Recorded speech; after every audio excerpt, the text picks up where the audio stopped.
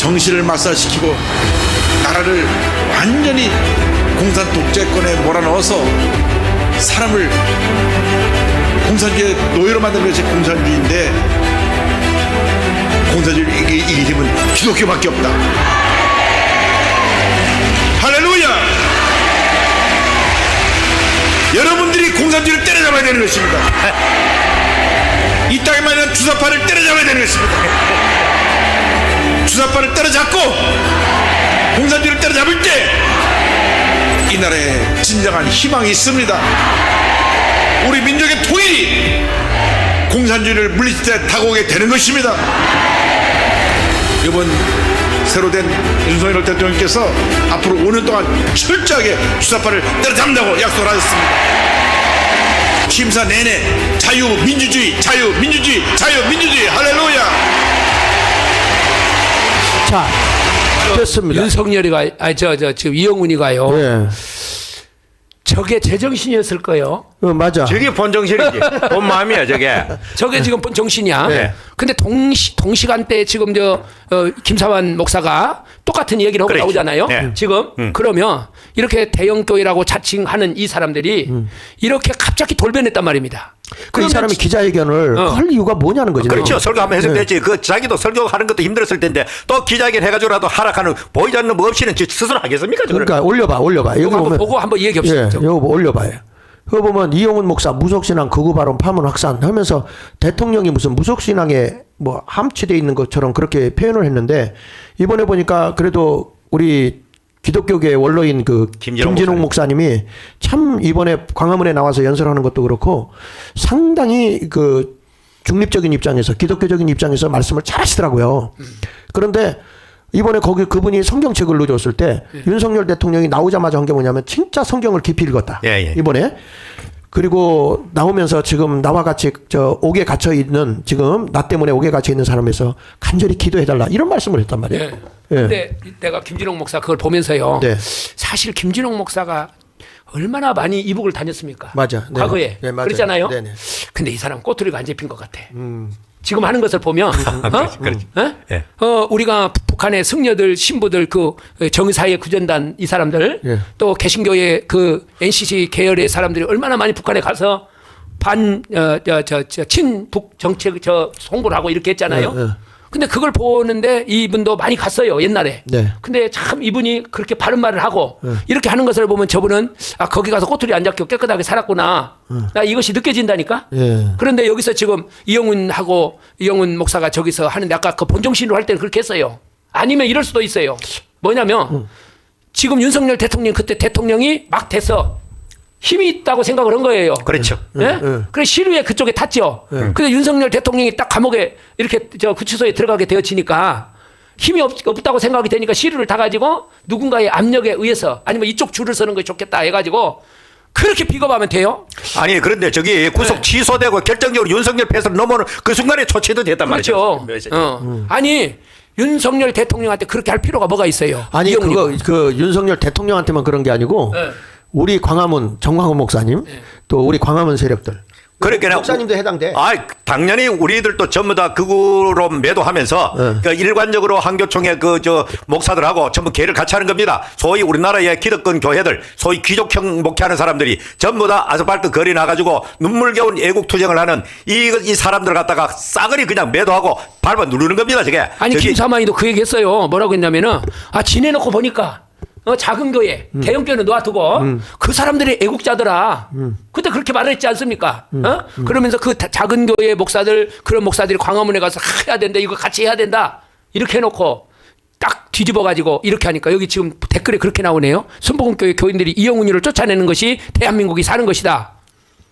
아니 그 교회가 해체돼야 돼. 내가 보기에는. 그러니까 대한민국 교회는 완전히 애국하지 않는 교회는 교회로 인정할 수가 없습니다. 그거는 뭐 완전히 권력 앞에 아분하고 발 앞에 무릎을 꿇는 그런 집단 이상도 이하도 아닙니다. 일제시대에 신사참배 굴복한 그 당시에 타락한 한국교회나 다를 바가 없습니다. 뭐 그 시대에도 우리나라의 중요한 교회들 대형 교회들 전부 다 일제 앞에 다 무릎 꿇고 신사참배 했잖아요. 지금도 똑같은 상황이 벌어지고 있는 겁니다. 권력의 추가 어디로 가느냐. 지금 뭐 이재명이가 대통령 될 가능성이 있다 싶어가지고 언론 또 그리고 모든 정치계 권력 또 공직자들 교회들조차도 힘의 논리에 밀려가지고 전부 다 저런 식으로 하는데 하나님 앞에는 뒤질 일입니다. 지금 전부 다. 저기 그 보면 이게 이제 계엄령 불법이라 그래서 올려봐. 잘못돼도 기도도 해줘. 계엄령 지금 모든 대학생들부터 모든 젊은이들이 계몽령이라고 그러잖아요. 예, 계몽령이라 하고 저 계엄령 불법이라 했거든.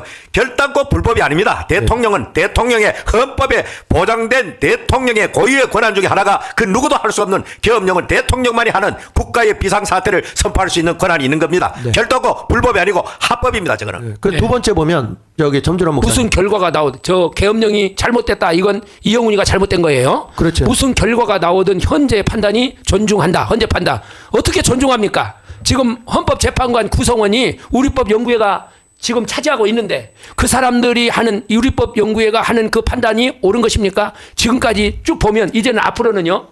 우리법연구회가 나를 재판한다고 하면 나는 기피 신청할 것 같아요. 그렇게 재판관에 가가지고. 우리법 연구의 저런 집단은 과거에 말이죠 군부의 하나를 다 숙청했잖아 이거 네. 어쨌잖아. 어떻게 사법부에서 저런 사조직 비슷한 게 연구 조직이라 하지만 똘똘뭉치가 자기들끼리 서로 주고받고 하면서 좋은 자리 갖다 박아놓고 말이죠. 저런 일국의 대통령이 1600만 명 이상의 투표가 만든 저 대통령을 이념에 따라 가지고 탄핵시키는 저게 말이 됩니까? 그리고 비록 뭡니까 우리법 연구회라고 할지라도 지기현 판사도 국제법 연구회 소속입니다. 똑같아요. 네. 그러나 저와 같이 정도를 가는 법관이 있다 이 말이죠.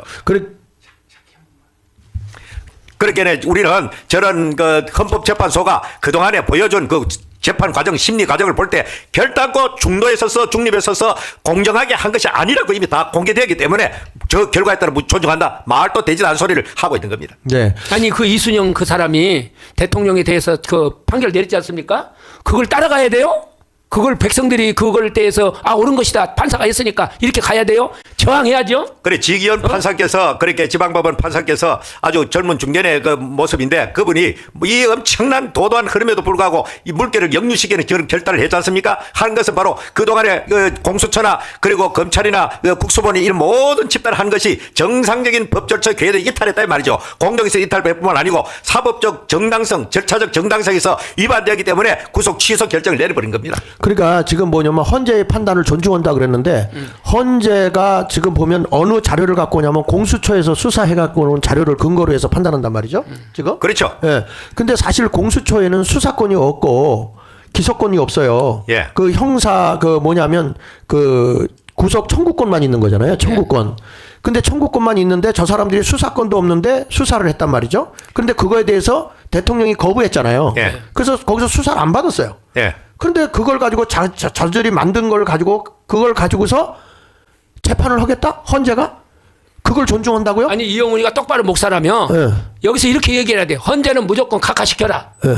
이렇게 말을 해야죠. 헌재는 무조건 이것은. 그 정도 용기의 기대는 뭐하기 좀 조용하게 있어야 되는 거야. 조용하니까 이게 못나설 것 같으면은. 그리고 그 헌재에서 지금 우리가 아까 공수처에서 할 수 없는 것을 가지고 올라와서 그걸 근거로 하고 있지 않습니까? 그러니까 이게 내가 보니까 뭐가 데미지가 온 거 아닌가? 그래서 세 번째로 넘겨보면 그 다음에 이제 이게 사실은 헌재의 판단을 존중한다는 게 잘못된 거예요. 네. 지금 저거는 무서운 말입니다. 암묵적으로 굴복을 시키려고 하는 겁니다. 그러니까요. 그 다음에 세 번째는 교계 지도자들이 극우화되는 것은 안 된다. 나는 이거 보니까 이영훈이가 극자네. 그러니까 과거에 순복음 기도원에서 그 외친 그건 극우 아니야? 그게 극우의 끝판까지 갔잖아. 그 설교가. 아니 내가 지난번에 우리 같이 토론했잖아요. 예. 그 정치 논리는 우파와 좌파로 둘로만 갈라진다. 보수와 진보는 북한의 지령에 의한 견제적 논리를 가지고 진보는 좋은 것, 보수는 고리타분한 것. 이런 식으로 프레임을 씌워서 대한민국을 망가뜨린 게 북한의 지령이거든요. 그러니까 보수란 개념에는 그 북쪽에서 이제 소위 프롤레타리아 공산주의 하는 놈들은 저 보수의 가치를 지지하는 이 사람들은 그저 기득권층 그리고 부자들, 기업가들 이 편을 드는 그런 세력이고 그리고 진보는 더불어서 가난한 사람과 더불어 함께 살자. 얼마나 보기 좋은 단어입니까 그게. 그런 식으로 도용해가 쓰는데 우리나라는 보수도 진보도 존재하지 않습니다. 이거 한번 올려줘 봐요. 이게 참 이거를 자꾸들 이용을 하더라고 목사들이. 뭐냐면 서울 광화문 포시즌 호텔에서 무슨 목사가 기자회견하는데 정치적인 걸 갖고 저걸 기자회견하냐고. 가장 정치적이면서 정치적 아닌 척하는 거지. 이게 저런 사꾸라라고. 성경에 자로나 우로나 치우치지 말라. 이게 여러분 이게 그러니까 뭐예요? 이영훈 목사가 거리 투쟁하는 애국 세력들을 전부 다 비하하고 그거로 매도했기 때문에 우리들도 이제 포문을 열어야 되는 겁니다. 우리는 마저 이제 가만히 있어요. 반격을 해야 되는 거지. 주기철 목사도 그러면은 어디로 치우친 거예요 그러면? 그 주기철 목사도 나중에 그 우리나라의 그 유명한 좌파 신학자들이 그 고집스러운 바리새의 최후의 말로라 그랬거든. 그러니까 저 지금 이영훈이가 하는 얘기가 그러면 성경에 어떤 문제가 딱 생겼을 때, 성경에 어떤 문제가 이야기가 됐을 때에 정말로 저 이용훈 목사가 그런 문제에 대해서 바른 길을 설 수 있을까요? 좌로나 우로나 치우치지 말고. 그러니까 그 하나님의 말씀이 좌로나 우로 치우치지 말고 진리를 파수하라는 거거든. 네. 사실은. 그러면 우리가 진리를 파수하러 나간다는 거면은 예와 아니오지. 예? 예면 예고 아니면 아니오지. 무슨 뭐 중간에서 뭐 고추 먹고 맴맴 달래 먹고 맴맴 하면서 뱅글뱅글 도는 거냐고요. 그래서 여러분 우리가 알아야 되는 거는 지금 우리가 이번 내일이죠. 내일 예. 15일 날 예. 대한민국을 지켜내기 위해서는 내일 진짜 우리가 그동안에 외쳤던 천만 있잖아요. 예, 예. 나는 이렇게 생각해요. 3월 1일 날 모임이 예. 결국에 지금 대통령도 구속에서 석방한 거예요. 맞습니다. 그리고 저 탄핵도 기각이 되는 거고. 네네네. 그 그렇잖아요. 힘이, 예. 그 힘이거든. 예. 그런데 지금 쟤네들이 밑에 있는 사람들만 먼저 내보내고 있잖아요. 예, 예. 그리고 나서 아까 우리 홍동영 목사님 말씀한 것처럼 마지막에 가서 대통령 인용, 탄핵 인용 이렇게 될 수도 있잖아요. 그러니까 저걸 사전에 면역 주사를 주는 것 같아 저게. 예. 면역 주사 줘가지고 봐라 우리는 공정하게 한다. 대통령 인용은 이거 우리 공정하게 한 거다. 이런 식으로 하기 밑밥 깔기 했는 거 아니겠느냐 하는 내피셜이 있는 겁니다. 이것도. 그러니까 우리는 경기를 늦추지 말아야 되고 이번 토요일은 3월 1일 날보다 정말로 마지막 전문 힘까지 다 해가지고 지금까지 우리 국민들이 참 잘 싸웠는데 이번에 그야말로 끝장을 내야 되는 겁니다. 저놈들이 아직까지도 요런 이제 보수 세력이 이제 힘이 빠지지 않겠는가. 요거를 기다리기 위해서 좀 늦추는 것 같아 느낌이. 이 보수 세력의 결집력이 좀 떨어지고 저것들은 지금 좌파들도 내지 이제 민주당은 지금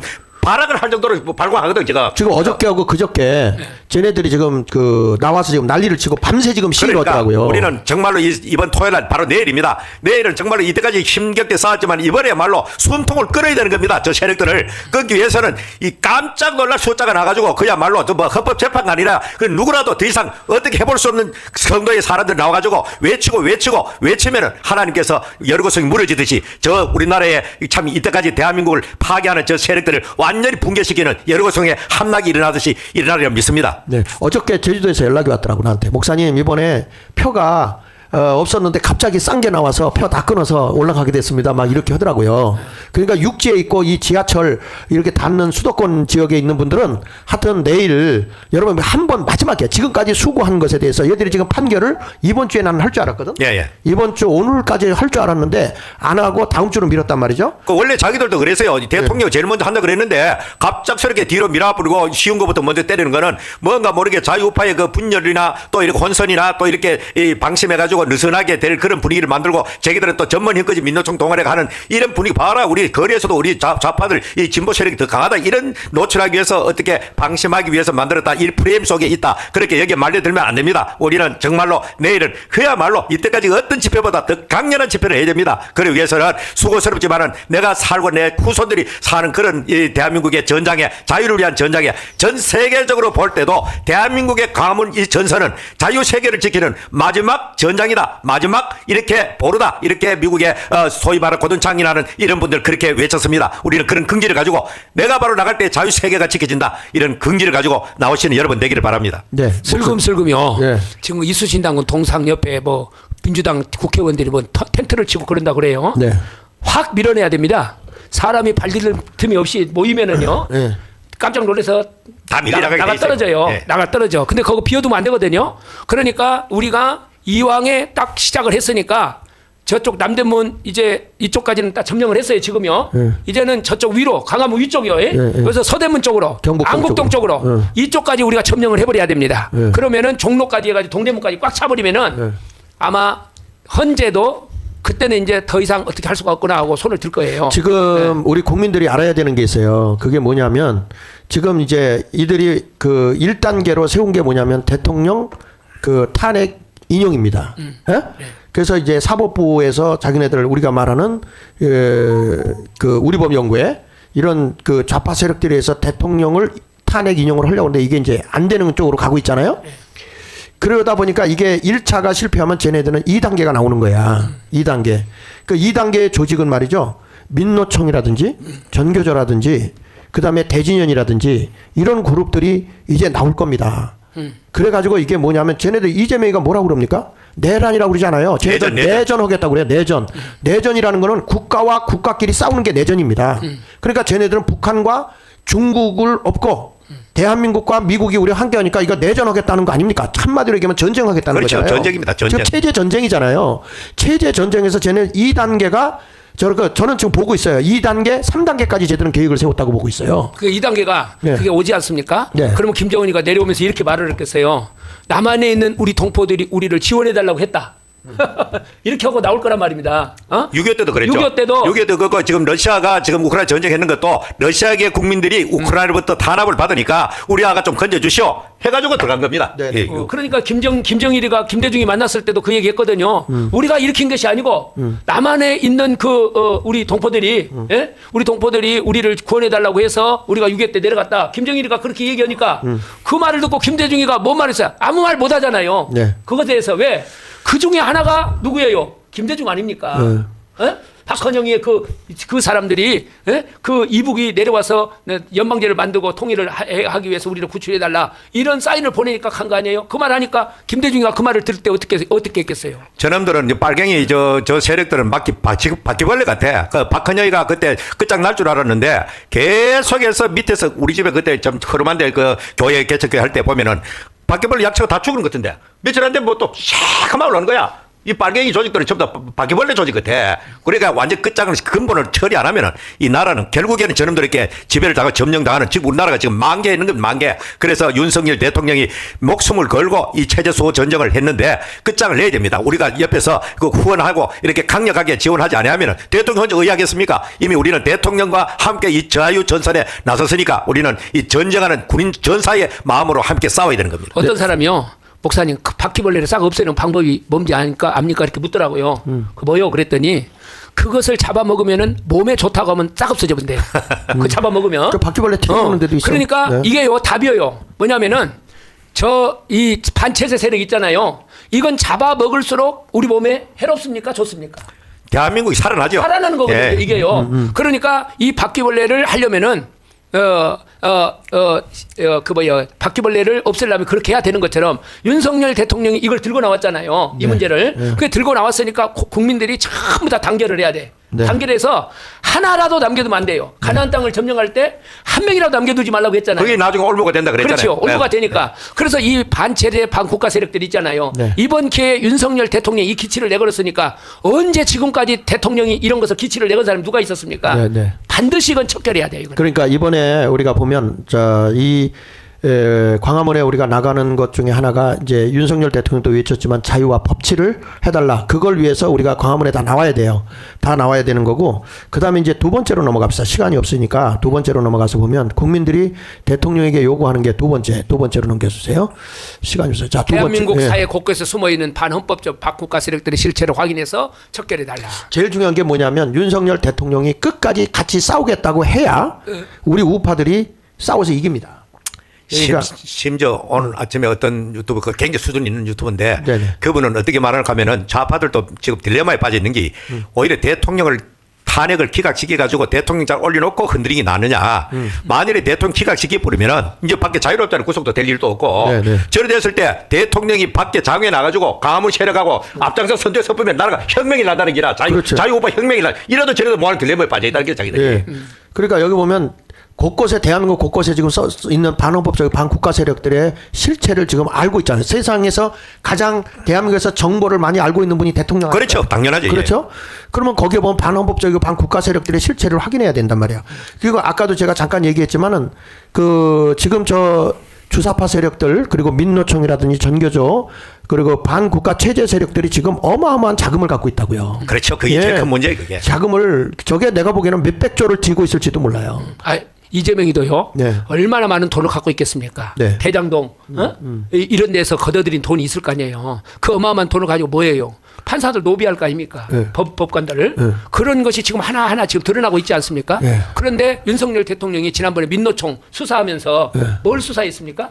그때 민노총 수사하면서 그 회계감사를 시켰거든요. 네. 국가에서 돈을 타가니까. 근데 끝까지 저항했는데 지금 이 민노총도 자금이 그걸 함부로 쓸 수가 없는 시대가 됐다는 거예요. 왜? 윤석열 대통령이 딱 막아버리니까 여기서. 그러니까 이것을 조여가야 됩니다. 윤석열 대통령이. 그래서 반헌법적이고 반국가적인 실체를 확인해가지고 이걸 척결하는 거 이게 윤석열의 사명이에요. 경제 사명이 사명이 아니고. 맞아요. 우리 국민들이 그 전에 정광훈 목사 그런 얘기 하더라고. 이명박 대통령. 바로 그겁니다. 그렇죠. 내가 경제 살리려고 당신을 밀어줬느냐. 그렇지. 대한민국을 망치고 있는 거짓으로 선동하는 이 반국가 종북 세력 주사파들을 척결하는 당신을 대통령 만들어놨는데 뭐 편안한 행복한 노릇을 하겠다고? 그게 이제 이명박이도 그랬고 박근혜도 그쪽으로 가지 않았어요? 그래 안일하게 하다가 저래 당연히. 같이 저 사람도 손잡고 가야 될 백성들이다 이렇게 생각하는데 지금은 체제 전쟁이니까. 전쟁이니까 이제 대통령도 이게 국민의 바람이에요. 반드시 반헌법적이고 반국가 세력들의 실체를 확인해서 척결하자. 이거 해야 되거든요. 그렇죠. 이번에 이거 안 하면 대한민국 내일이 없는 거예요. 그렇죠. 뭐 우리가 노예로 사느냐, 주인으로 사느냐, 민주공화국은 주인으로 사는 거고 이 공산주의나 저리 가면 노예로 사는 겁니다. 뭐 두말할 것 없습니다. 그러니까 윤석열 대통령이 넘겨서 보시면 2024년 8월 19일에 분명히 얘기를 했어요. 반국가 세력은 자유민주주의 체제를 위협하는 세력이다. 저기 했잖아요. 곳곳에 압력하고 있다. 네. 대통령이 지금 알고 있다는 거예요. 다 보고 있죠. 워낙 다 알고 있죠. 뭐. 그러니까 상권 분립도 무시하고 저기 행정부 권한도 제한하고 대통령 검사 탄핵하고 그다음에 사법권 독립 중립성 침해해서 지금 사법부도 그래서 못 믿는 거예요. 다수당에 끌려 지금 운동장이 기울어지는 걸 이제 국민들이 나가 싸워서 약간 균형을 지금 잡고 있다고 좀 보거든요. 그러니까 우리가 이제 방법이 다른 거 없어요. 이제 국민 저항권으로 맞서는 방법밖에 없는 거야 지금. 그런데 제가 보니까요. 네. 국민저항권에서 지금 광화문에서 사실 저 좌파놈들이 쫓겨났잖아요. 네네. 저거 목사님이 쫓겨났지. 장화문을 점령해가지고 아마 땅을 칠 거예요. 어쩌다가 우리가 이렇게 쫓겨나가지고 한 귀퉁이로 밀려났을까. 그러면 저는 지난 주일날 보면서요. 뭘 느꼈냐면 3.1절 때 정말 많이 모였잖아요. 네. 근데 3월 8일날 사람들이 과연 얼마나 올까. 걱정했거든요. 나가면서 야 그런데 진짜 많이 모였잖아요. 3월 8일날 많이 왔지. 그러면 이게 이제 이번 주간에 또 요 지금 저 각하 사건이 3건이 났어요. 4건이. 그러면 이 기각 사건이 기각 사건이 4건이 났는데 국민들이 이제는 우리가 이긴 것 같다. 방심할 수가 있어요. 여기서. 이번에 다 나와야 돼요. 이번에는 그러니까 어린아이부터 시작해가지고 제주도서 지금 투표 끊어갖고 온다는 거 아닙니까? 지금 다. 그분들도 매주 나와요. 제주도 분도 매주 오잖아요. 매주 와요. 매주. 그러면은 우리가 광화문에 일단 다 모여서 모이는 것 그 자체가 그것이 바로 애국이거든요. 그게. 그래서 금요일날 나오는 것이 참 토요일날 나오는 것이 건강에 좋습니다. 만일에 스트레스 받은 그 상태로 한 주간 넘어가면요 우울증에 빠지고 못 살아요. 나가 좀 고함을 지르고 함성을 지를 때에 건강도 회복되고 축제적인 그런 분위기 속에서 우리 대한민국을 지킨다는 자유 긍지를 가지고 있잖아요. 우리가. 그러니까 표를 살 수가 없는 지방 사람들이 많아요. 사람들이 많이 올라오니까. 그러니까 어떤 분이 그런 분들 많더라고요. 자기 딸네 집에 와가지고 미리 잔대요. 딸네 집에 나와서 미리 자는데 딸이 광화문을 싫어한대. 그런데 이제 가서 자면서 어떻게 해야 돼요? 그 아이를 또 데리고 나와야죠. 아이들이 데리고 나오지 않습니까? 딸이 됐건 아들이 됐건 간에요. 변해요. 한 번만 데리고 나오면. 하여튼 내가 보기에는 지금 우리가 여기도 보니까 잘 구별을 못하는 것 같아. 각하와 기각을 잘 구별 못하는 것 같아. 기각이라는 것은 이 대법원 헌재들이 표결로 결정하는 해가지고 부결이 되면 기각이고요. 이건 자체가 사건이 안 된다 그러고 그냥 이렇게 이거를 무시해버리고 없애버리면 그게 각하거든.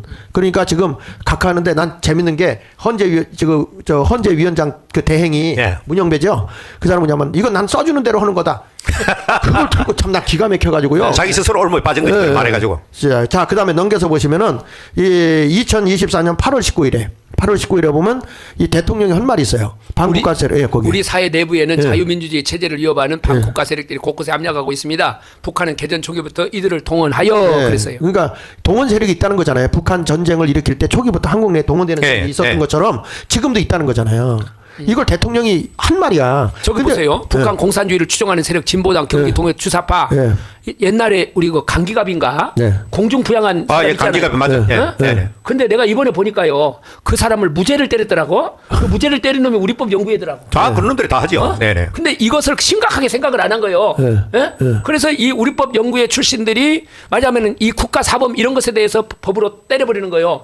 그래서 거기에 소속되던 회장을 갖다가 세상에 대법원장을 김명수를 시켰지 않습니까? 네. 주사파 세력. 예, 예. 그리고 그 누굽니까? 문영계가 이제 또 헌법재판소 대행을 하고 있어요. 그러니까 완전히 지금 장악이 됐어요. 그래 마은혁이라는 사람 우리 김문수 장관께서 이렇게 잘 아는 사람인데 그 사람은 막스 레닌주의자다 공산주의자다 아이고 잘라가 말했잖아요 며칠 전에 저런 사람이 헌법재판소에 들어가가지고 자유 대한민국의 그래 대통령을 탄핵하는데 그 같이 선다 말이 안 되는 소리를 하고 아니 있지 근데 않습니까? 전라도 지역에 그 불교가 사원이 많잖아요. 예. 근데 제가 들은 얘기로는 그 이 불교 사원 가운데 간첩이 생각외로 많다고 그래? 굉장히 많대요. 예, 그거 한번 좀 얘기 좀 해봐요. 그거. 그 불교의 네. 어떤 승려께서 네. 그분이 이제 불교와 이제 종북 세력에 대해서 쭉 글을 써놓은 것이 있어요. 네. 근데 제가 전라북도 사람 아닙니까? 근데 유독히 전라북도에가 이 종북 좌파 승려들이 많답니다. 네, 네. 이게 네. 왜 그러냐 그러면은 그 옛날부터 그 일제 시대 때에도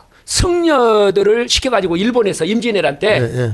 승려들을 시켜서 간첩 활동을 했다는 거예요. 네, 네. 근데 그 사람들이 와가지고 서산대사한테 와서 일본이 곧 들어온다. 이렇게 이야기를 하니까 그걸 보고 묘양산에 있던 서산대사가 율곡선생한테 빨리 10만 대고 양성실해라. 네. 그런데 선조대왕이 그걸 보고 이거 가짜뉴스 요새 말로 하면은 저 가짜뉴스다. 그래서 율곡선생이 피난을 했다는 거 아니에요. 네. 그랬는데 간단하게 예, 시간이 없어요. 박헌영이 말이에요. 예. 예? 이 박헌영이가 제주도에서 공산당 추종하는 사람들이 있었지 않습니까? 네네. 그런데 이 사람들이 여수에 해서 반란을 일으켰잖아요. 예. 그런데 그렇게 일으켰는데 그때에 그 토벌을 당했던 공산당들이 어디로 지리산으로 많이 들어갔어요. 대부분이 지리산으로 들어가 가지고 거기에서 이제 그 많은 이제 그 승복을 갈아입고 이런 사람들이 이 지리산 중심에서 많이 일어났다는 거예요. 그래서 이런 사람들이 이제 그 어디에까지 됐냐면은 5.18을 일으킬 때, 이 반체제 세력이 일어날 때, 이럴 때에 누가 나왔냐면은 전부가 다. 그래서 유명한 그 옛날에 고창 선운사 주지가 있어요. 네. 이 사람 옛날에 낫을 가지고 12토막을 쪼갰던 사람이 누구냐? 이 사람들이 종북 세력들이었거든요. 네. 그리고 어디로 없어졌어요, 이 사람들이요. 이런 것들을 보면은 위장 승려들이 특별히 지리산에 숨어 있었던 그 위장 승려들이 굉장히 조계종을 점령하고 있다. 네. 이게 핵심이에요. 네네. 그래요. 자, 그 다음에 우리가 다음에 넘겨서 보면 이제 윤석열 대통령이 폭력 시위를 조장하는 각종 폭력 세력, 반국가 세력이 있다. 이걸 또 한번 읽고 또 넘겨보세요. 여기 보면 허위 정보 및 가짜뉴스 여론몰이 하는 세력이 있다. 그 다음에 또 넘겨보시면 반국가 세력은 국가 기반을 무너뜨리는 해커 및 선거 조작 세력이 있다. 이건 뭐 부정선거에 대한 얘기잖아요. 그래서 지금은 하이브리드 전쟁을 일으키고 있다 이렇게 얘기를 하고 있는데 전쟁이라는 단어를 대통령도 썼어요. 예. 예. 그 다음에 6번째 가서 보면 반국가 세력은 선전선동으로 국민적 혼란을 가져가 국론 분열을 꾀하는 세력이다 그랬거든요. 사회적으로 혼리를 일으키고 혼란을 주고 촛불 시위를 했는데 다시 한번 봅니다. 여러분 국민 여러분 이번에 내일 우리가 뭐 엄청나게 나와줘야 되는 이유가 왜 그러냐면 쟤네들은 이번에 만약에 대통령이 탄핵 기각이 되든지 각하가 되든지 거기서 끝나는 거 아닙니다. 2단계 준비하고 있어요. 나는 그렇게 봐요. 지금 선동하고 있잖아요. 그럼요. 미리. 지금 선동하고 있고 쟤들은 지금 내란 전쟁을 하겠다는 거야. 내란전을 하겠다는 거잖아요. 지금.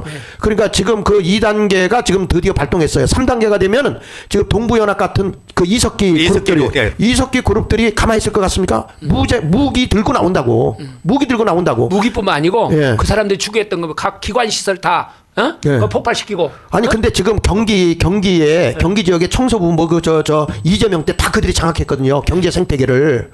지금 그렇게 장악한 상태이기 때문에 지금 여기서 우리가 주저앉을 수가 없어요. 이제 시작이야, 이제. 그래서 내일 우리가 다 나와서 해야 되고 나중에 가서는 우리 그 정광 목사님 조직회는 그 뭐야? 대국번. 아니. 그 생명 걸고 싸우겠다는 사람들 있잖아. 아 순국결사대. 순국결사대. 이런 사람들이 이제는 총알바지가 될 각오하고 나올 때가 가까이 오고 있다니까 지금요. 예. 지금? 아까 윤석열 대통령이 구치소에서 나올 때 어떤 여자 그 성도가 윤석열 그냥 아주 찢어지는 소리 목소리, 나잖아요. 예. 나는 그걸 보면서 뭘 생각했냐면 5.18 때요. 예. 새벽에 어떤 여자가 마이크를 들고 이 사람 맞겠다. 나중에 보니까 신부 집에 있던 가정부 역할을 했다고 그래요. 그 사람이요. 그런데 그 사람이 나와서 방송을 하는데 막 국민들의 오금이 이게 가슴이 울리도록 그렇게 하더라고요. 근데 저는 지금 이제 우파에서 그분이 나와가지고 윤석열 대통령 이게요. 이 광화문에 외치는 소리거든요. 네네. 이게 그래서 이 소리가 광화문에 모인 사람들이 다 이런 소리를 질러야 됩니다. 네. 대한민국을 향해서. 예. 그래서 이번에 내일 모레죠. 내일. 모레 우리가 내일. 방심하면 안 돼. 내일. 네. 방심하면 안 되거든요. 내일은 다 나와서 같이 여리고성에서 함성을 지르는 것처럼 지르면은 헌재는 무너져 버리는 거예요. 네. 하여튼 6가지를 제가서는 공정한 선거를 위해 부정선거를 분명히 밝혀야 된다고 하는 거니까 예, 선관위 카르텔을 좀 구축해 줘야 돼요. 지금 바로 이어서 우리 정광훈 목사님 나오셔서 할 것이니까 한동안 했는데 다 똑같은 이야기입니다. 우리는 싸움을 멈출 수가 없습니다. 이제 최후의 고지의 깃발을 꼽아야 되는데 그날이 내일입니다. 내일은 그야말로 3.1절 날 오신 분들 그리고 지난주 오신 분들 총동원대가 더 확산해가지고 이번에야말로 숨통을 끊어야 됩니다. 더 이상 저놈들이 발광하지 못하도록 발광해봐야 헛일이다. 감히 이제는 자유 대한민국을 어떻게 자기들 해볼 수가 없다. 포기하도록 그렇게 만드는 것이 내일 집회에 많이 나오는 일입니다. 네. 그래서 우리 대한민국을 우리가 살리는 애국자라는 그런 마음을 가져야 됩니다. 네. 그리고 신앙심을 가진 사람은 애국을 해야 돼요. 그래서 내일 모임에 방심하면 절대 안 됩니다. 방심하면 안 되고 다 같이 나와서 이 국민저항 운동에 동참해 주시기를 부탁드리겠습니다. 네. 4.19 정신을 계승해서 국민저항권을 완성하자. 그래서 내일 15일 날이죠. 15일 날 끝장내자. 정말 걸을 수 있는 사람 다 나오고 아이들까지 다 나와서 역사의 기점입니다. 이제 윤석열 대통령이 이제 이게 완전히 각하되거나 기각이 되게 되면 이 윤 대통령이 그동안에 해왔던 이 나라의 그 모든 것들, 그 자유와 법치 국가를 세우겠다고 하는 것이라든지 또 뿐만 아니라 곳곳에 숨어 있는 반헌법적이고 반국가 세력들을 반드시 척결하겠다고 했던 그것을 이루어내도록 우리가 도와야 됩니다. 그리고 부정선거를 반드시 그 카르텔을 깨버리고 부정선거를 밝혀내야 됩니다. 우리가 이런 것들을 이루어내게 하기 위해서는 국민들이 몰수히 나와서 함께 해줘야 되고요. 지금 우리가 이런 일들을 위해서 지금 함께 움직이고 있는 거니까 여러분 다음 시간이 더 우리 정광훈 목사님이 바로 나와서 할 것이니까 이렇게 해주시기를 바라고 나가지 마시고 자 3월 15일 내일입니다. 끝장냅니다. 우리가 내일 진짜 많이 나와 주셔야 됩니다. 이게 3.1운동 3.1절 날 우리가 이 운동이 있었기에 지금 이런 흐름이 일어났단 말이죠. 우리가 여기서 축소되면 쟤네들은 더 기가 살아서 나오게 돼 있어요. 지금 광화문을 지금 막 움직이고 밤에 시위하고 밤새 하고 있어요. 쟤네들도 밤새. 그러니까 우리가 여기서 지면 안 됩니다. 일어나야 됩니다. 자, 몰수히 다 함께 내일 나오기를 바라면서 자, 구호제창하고 방송을 일찍 끝내도록 하겠습니다. 여러분 감사합니다. 항상 구호제창하는 강은식 목사님이 심한 감기랍니다. 좀 기도해 주시기를 부탁드리겠습니다. 자, 다 같이 뭉치자. 집에 계신 분들도 다 손을 들고 뭉치자. 싸우자. 이기자. 감사합니다. 수고했습니다. 예. 들은 대한민국이 멸망한다면 어떤 이유에서일 것 같습니까? 전쟁, 자연재해, 국가부도, 전염병. 전직 미 국방부 장관 캐스퍼 와인버거는 그에 쳐서 더 넥스트워를 통해 이렇게 예측했습니다. 내전. 만약 대한민국이 멸망한다면 간첩과 주사파의 공작에 의한 내전에 의해서일 것이다. 저도 이 역사적 사실에 기반해 가상으로 한반도의 마지막 시나리오를 예고해보겠습니다. 광화문 광장에서 촛불 시위와 태극기 세력이 극렬하게 충돌을 일으키고 있다. 촛불 시위의 외침은 이와 같다. 윤석열 탄핵, 주한미군 철수, 평화협정, 종전협정, 연방제 통일, 태극기 세력의 외침은 이와 같다. 문재인 이재명 구속, 한미동맹 강화, 주사파 척결, 자유통일. 고도로 훈련된 북한의 간첩들이 매년 북한으로 들어가고 있는 경찰복과 군복으로 위장하여 빌딩에 올라간다. 그리고 이들은 태극기 세력이 아닌 반대편의 촛불 시위 쪽을 향하여 사격을 실시한다. 촛불 시위에 앞장섰던 많은 사람들이 위장 간첩이 쏜 총알에 의하여 쓰러져 간다. 이성을 잃은 촛불 시위대는 경찰을 향해 달려들어 총을 빼앗고 경찰을 향해 난사하기 시작한다. 전국에 퍼져 있는 북한의 지하 조직은 좌경화된 국민들을 선동하여 전국에서 동시에 민중봉기를 일으킨다. 여기에 국내에 있는 중국인, 조선 쪽 100만 명이 가세한다. 5.18 때와 마찬가지로 일제히 파출소와 무기고를 습격해 무기를 탈취하고 난동을 일으킨다. 모든 관공서가 점령당하고 이렇게 대한민국은 손쓸 틈 없이 내란 상태로 돌입하게 된다. 경찰도 군인도 미군도 그 누구도 막을 수 없을 만큼 사태는 걷잡을 수 없이 커져만 간다. 이렇게 한국의 내전 상태가 확대된 바로 이때 북한의 특수부대 군인들이 대한민국을 접수하러 기습 남침을 한다. 이미 절반이 넘게 좌경화된 국민들은 김정은 만세를 외치며 인민군과 김정은에 대하여 환영 행사를 진행한다. 이렇게 대한민국은 돌이킬 수 없는 연방제 통일로 가게 된다. 이 상황은 대구 10월 폭동으로부터 시작하여 제주도 4.3 사건, 여순 반란 사건, 5.18 광주 사태에 이은 북한 공작의 완성이었다. 내부 반발을 억누르기 위해 모든 언론을 통해 성명서가 나온다. 모든 공무원은 그대로 유지되며 현재 치안 질서도 그대로 유지될 것입니다. 이렇게 모든 국가 권력을 완벽히 장악한 후 그들은 본색을 내보인다. 본보기로 김정은과 노동당에 호의적이지 않은 시민 1,000만 명을 학살한다. 공산주의의 실체를 알게 된 국민들은 살기 위해 배를 타고 가장 가까운 일본으로 탈출을 감행한다. 그 숫자는 1,000만 명에 달한다. 이렇게 1,000만 명이 보트피플이 되어 망망대해를 떠다니게 된다. 이것은 소설 속의 얘기가 아닙니다. 이번에 정권 교체가 이루어지지 않았다면 벌써 일어났을 일들입니다. 이미 일본 국회에서는 이것을 예상하고 일본으로 건너온 한국 난민을 어떻게 수용, 처리할 것인지 대비책을 논한 바 있습니다. 하지만 이와 같은 상황을 대한민국 국민만 모르고 있습니다. 제가 존경하는 한국의 사상가 신명복 선생은 지난날 제주가 꾸었던 꿈이 지금 우리의 꿈입니다. 이제 이정영군하고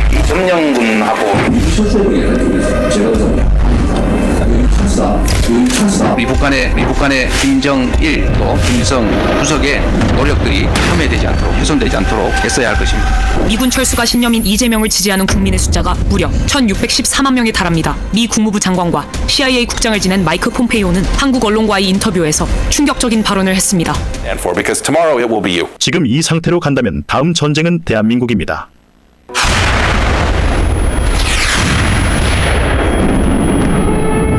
많은 전문가들이 지금 이 상태로 간다면 우크라이나 다음으로 대한민국 광화문 광장에서 전쟁이 일어날 것이라고 예측하고 있습니다.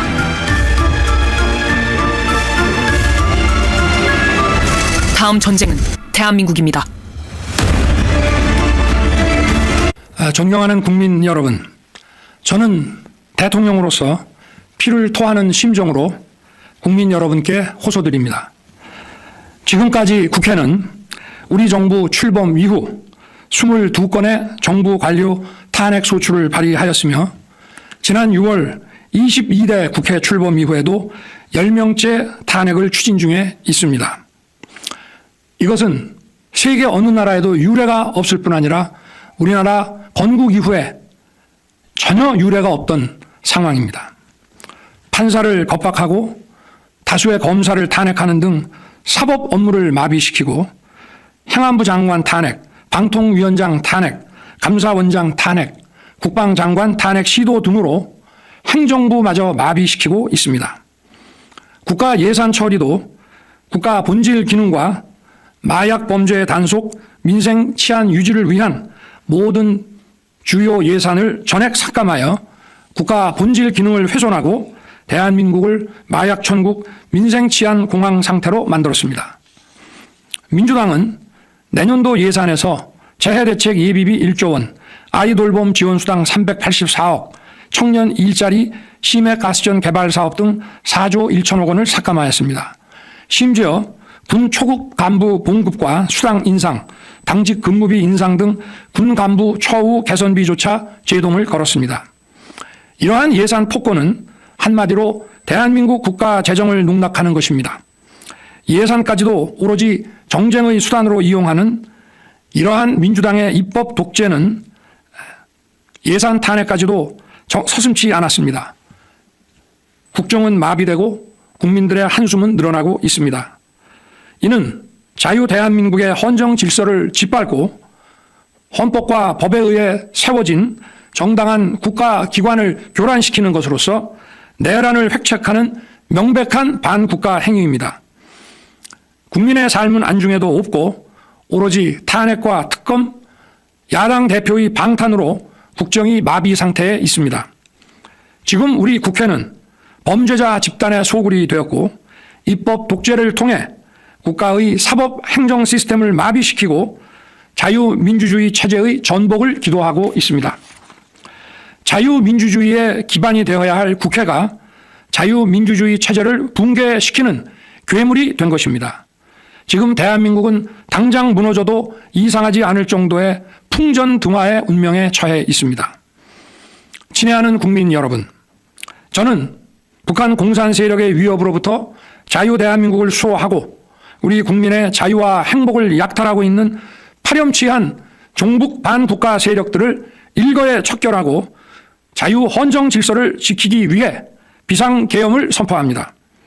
저는 이 비상계엄을 통해 망국의 나락으로 떨어지고 있는 자유 대한민국을 재건하고 지켜낼 것입니다. 이를 위해 저는 지금까지 폐악질을 일삼은 망국의 원흉 반국가 세력을 반드시 척결하겠습니다. 이는 체제 전복을 노리는 반국가 세력의 준동으로부터 국민의 자유와 안전 그리고 국가 지속 가능성을 보장하며 미래 세대에게 제대로 된 나라를 물려주기 위한 불가피한 조치입니다. 저는 가능한 한 빠른 시간 내에 반국가 세력을 척결하고 국가를 정상화시키겠습니다. 계엄 선포로 인해 자유 대한민국 헌법 가치를 믿고 따라주신 선량한 국민들께 다소의 불편이 있겠습니다마는 이러한 불편을 최소화하는 데 주력할 것입니다. 이와 같은 조치는 자유 대한민국의 영속성을 위해 부득이한 것이며 대한민국이 국제사회에서 책임과 기여를 다한다는 대외 정책 기조에는 아무런 변함이 없습니다. 대통령으로서 국민 여러분께 간곡히 호소드립니다. 저는 오로지 국민 여러분만 믿고 신명을 바쳐 자유 대한민국을 지켜낼 것입니다. 저를 믿어 주십시오. 감사합니다. 존경하는 국민 여러분, 저는 오늘 비상계엄에 관한 입장을 밝히기 위해 이 자리에 섰습니다. 지금 야당은 비상계엄 선포가 내란죄에 해당한다며 광란의 칼춤을 추고 있습니다. 정말 그렇습니까? 과연 지금 대한민국에서 국정마비와 국헌문란을 벌이고 있는 세력이 누구입니까? 지난 2년 반 동안 거대 야당은 국민이 뽑은 대통령을 인정하지 않고 끌어내리기 위해 퇴진과 탄핵 선동을 멈추지 않았습니다. 대선 결과를 승복하지 않은 것입니다. 대선 이후부터 현재까지 무려 178회에 달하는 대통령 퇴진 탄핵 집회가 임기 초부터 열렸습니다. 대통령의 국정 운영을 마비시키기 위해 우리 정부 출범 이후부터 지금까지 수십 명의 정부 공직자 탄핵을 추진했습니다. 탄핵된 공직자들은 아무 잘못이 없어도 소추부터 판결 선고시까지 장기간 직무가 정지됩니다. 탄핵이 발의되고 소추가 이루어지기 전 많은 공직자들이 자진 사퇴하기도 하였습니다. 탄핵 남발로 국정을 마비시켜 온 것입니다.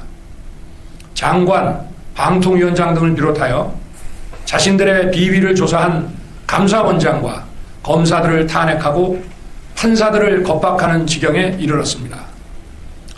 자신들의 비위를 덮기 위한 방탄 탄핵이고 공직기관과 법질서를 완전히 무너뜨리는 것입니다. 뿐만 아니라 위헌적 특검 법안을 27번이나 발의하면서 정치 선동 공세를 가해왔습니다. 급기야는 범죄자가 스스로 자기에게 면죄부를 주는 셀프 방탄 입법까지 밀어붙이고 있습니다. 거대 야당이 지배하는 국회가 자유민주주의의 기반이 아니라 자유민주주의 헌정 질서를 파괴하는 괴물이 된 것입니다. 이것이 국정마비요 국가 위기 상황이 아니면 무엇이란 말입니까? 이것뿐만이 아닙니다. 지금 거대 야당은 국가 안보와 사회 안전까지 위협하고 있습니다.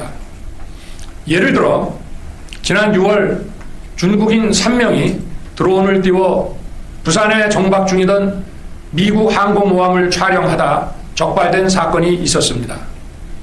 이들의 스마트폰과 노트북에서는 최소 2년 이상 한국의 군사시설들을 촬영한 사진들이 발견됐습니다. 지난달 40일에는 40대 중국인이 드론으로 국정원을 촬영하다 붙잡혔습니다. 이 사람은 중국에서 입국하자마자 곧장 국정원으로 가서 이 같은 일을 벌인 것으로 확인됐습니다. 하지만 현행 법률로는 외국인의 간첩 행위를 간첩죄로 처벌할 길이 없습니다. 이러한 상황을 막기 위해 형법의 간첩죄 조항을 수정하려 하였지만 거대 야당이 완강히 가로막고 있습니다. 지난 정권 당시 국정원의 대공수사권을 박탈한 것도 모자라서 국가보안법 폐지도 시도하고 있습니다. 국가 안보를 위협하는 간첩을 잡지 말라는 것 아닙니까? 북한의 불법적인 핵무장과 미사일 위협 도발에도 GPS 교란과 오물 풍선에도 민주노총 간첩 사건에도 거대 야당은 이에 동조할 뿐 아니라 오히려 북한 편을 들면서 이에 대응하기 위해 고군분투하는 정부를 흠집내기만 했습니다. 북한의 불법 핵 개발에 따른 유엔 대북 제재도 먼저 풀어야 한다고 주장합니다. 도대체 어느 나라 정당이고 어느 나라 국회인지 알 수가 없습니다. 검찰과 경찰의 내년도 특경비, 특활비 예산은 아예 0원으로 깎았습니다. 금융사기 사건, 사회적 약자 대상 범죄, 마약 수사 등 민생침해 사건 수사, 그리고 대공수사에 쓰이는 기묘한 예산입니다. 마약, 딥페이크 범죄 대응 예산까지도 대폭 삭감했습니다. 자신들을 향한 수사 방해를 넘어 마약 수사, 조폭 수사와 같은 민생사범 수사까지 가로막는 것입니다. 대한민국을 간첩 천국, 마약 소굴, 조폭 나라로 만들겠다는 것 아닙니까? 이런 사람들이야말로 나라를 망치려는 반국가 세력 아닙니까? 그래놓고 자신들의 특권을 유지하기 위한 국회 예산은 오히려 늘렸습니다. 경제도 위기 비상 상황입니다. 거대 야당은 대한민국의 성장 동력까지 꺼뜨리려고 하고 있습니다. 민주당이 삭감한 내년 예산 내역을 보면 잘 알 수 있습니다. 원전 생태계 지원 예산을 삭감하고 체코 원전 수출 지원 예산은 무려 90%를 깎아버렸습니다. 차세대 원전 개발 관련 예산은 거의 전액을 삭감했습니다. 기초과학연구, 양자, 반도체, 바이오 등 미래 성장 동력 예산도 대폭 삭감했습니다. 동해가스전 시추 예산, 이른바 대왕고래 사업 예산도 사실상 전액 삭감했습니다. 청년 일자리 지원 사업, 취약계층 아동 자산 형성 지원 사업, 아이들 돌봄 수당까지 손을 댔습니다. 산업 생태계 조성을 위한 혁신 성장 펀드, 강소기업 육성 예산도 삭감했습니다. 재해 대책 예비비는 무려 1조 원을 삭감하고 팬데믹 대비를 위한 백신 개발과 관련 R&D 예산도 깎았습니다. 이처럼 지금 대한민국은 거대 야당의 의회 독재와 폭거로 국정이 마비되고 사회 질서가 교란되어 행정과 사법의 정상적인 수행이 불가능한 상황입니다. 국민 여러분, 여기까지는 국민 여러분께서도 많이 아시고 계실 것입니다. 하지만 제가 비상계엄이라는 엄중한 결단을 내리기까지 그동안 직접 차마 밝히지 못했던 더 심각한 일들이 많이 있습니다. 작년 하반기 선거관리위원회를 비롯한 헌법기관들과 정부기관에 대해 북한의 해킹 공격이 있었습니다. 국가정보원이 이를 발견하고 정보 유출과 전산 시스템 안전성을 점검하고자 했습니다. 다른 모든 기관들은 자신들의 참관하에 국정원이 점검하는 것에 동의하여 시스템 점검이 진행되었습니다. 그러나 선거관리위원회는 헌법기관임을 내세우며 완강히 거부하였습니다. 그러다가 선관위에 대규모 채용 부정 사건이 터져 감사와 수사를 받게 되자 국정원의 점검을 받겠다고 한 발 물러섰습니다.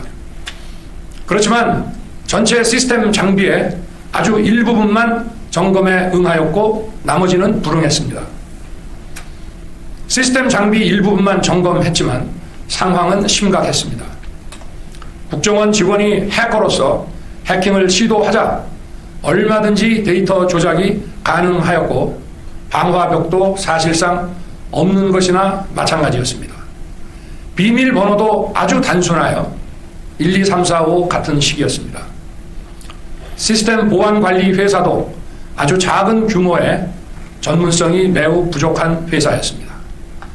저는 당시 대통령으로서 국정원의 보고를 받고 충격에 빠졌습니다. 민주주의의 핵심인 선거를 관리하는 전산 시스템이 이렇게 엉터리인데 어떻게 국민들이 선거 결과를 신뢰할 수 있겠습니까? 선관위도 국정원의 보안 점검 과정에 입회하여 지켜보았지만 자신들이 직접 데이터를 조작한 일이 없다는 변명만 되풀이할 뿐이었습니다.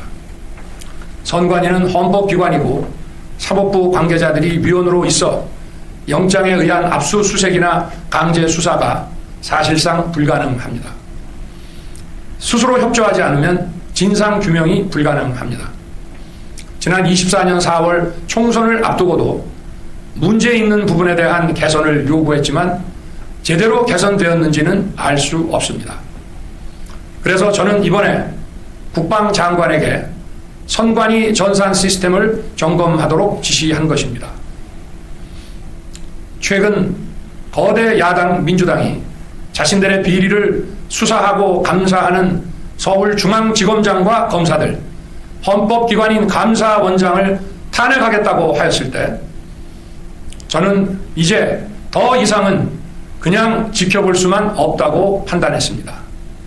뭐라도 해야 되겠다고 생각했습니다. 이들은 이제 곧 사법부에도 탄핵의 칼을 들이댈 것이 분명했습니다. 저는 비상계엄령 발동을 생각하게 되었습니다. 거대 야당이 헌법상 권한을 남용하여 위헌적 조치들을 계속 반복했지만 저는 헌법의 틀 내에서 대통령의 권한을 행사하기로 했습니다. 현재의 국정마비 상황을 사회 교란으로 인한 행정사법의 국가기능 붕괴 상태로 판단하여 계엄령을 발동하되 그 목적은 국민들에게 거대 야당의 반국가적 폐악을 알려 이를 멈추도록 경고하는 것이었습니다. 그럼으로써 자유민주주의 헌정질서의 붕괴를 막고 국가 기능을 정상화하고자 하였습니다. 사실 12월 4일 계엄 해제 이후 민주당에서 감사원장과 서울중앙지검장 등에 대한 탄핵안을 보류하겠다고 발표하여 짧은 시간의 계엄을 통한 메시지가 일정 부분 효과가 있었다고 생각했습니다. 그러나 이틀 후 보류하겠다던 탄핵 소추를 그냥 해버렸습니다. 비상계엄의 명분을 없애겠다는 뜻이었습니다. 애당초 저는 국방장관에게 과거의 계엄과는 달리 계엄의 형식을 빌려 작금의 위기 상황을 국민들께 알리고 호소하는 비상조치를 하겠다고 했습니다. 그래서 질서 유지에 필요한 소수의 병력만 투입하고 실무장은 하지 말고 국회의 계엄 해제 의결이 있으면 바로 병력을 철수시킬 것이라고 했습니다. 실제로 국회의 계엄 해제 의결이 있자 국방부 청사에 있던 국방장관을 제 사무실로 오게 하여 즉각적인 병력 철수를 지시하였습니다. 제가 대통령으로서 발령한 이번 비상조치는 대한민국의 헌정 질서와 국헌을 망가뜨리려는 것이 아니라 국민들에게 망국의 위기 상황을 알려드려 헌정 질서와 국헌을 지키고 회복하기 위한 것입니다. 소규모이지만 병력을 국회에 투입한 이유도 거대 야당의 망국적 행태를 상징적으로 알리고 계엄 선포 방송을 본 국회 관계자와 시민들이 대거 몰릴 것을 대비하여 질서 유지를 하기 위한 것이지 국회를 해산시키거나 기능을 마비시키려는 것이 아님은 자명합니다. 300명 미만의 실무장하지 않은 병력으로 그 넓은 국회 공간을 상당 기간 장악할 수 없는 것입니다. 과거와 같은 계엄을 하려면 수만 명의 병력이 필요하고 광범위한 사전 논의와 준비가 필요하지만 저는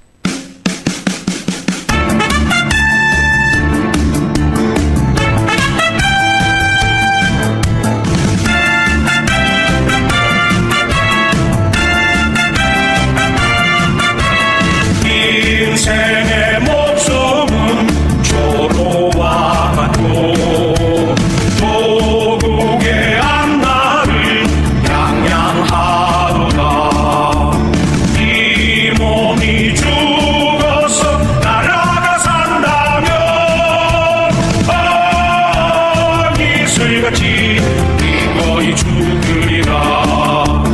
이 몸이 죽어서 나라가 산다면 지켜내야 합니다. 이슬같이 기꺼이 죽으리라.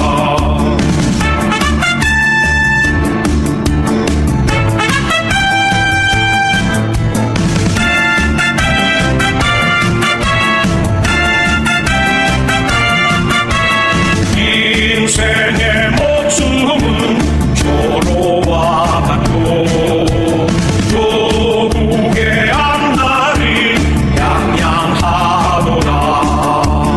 이 몸이 죽어서 나라가 산다면 이슬같이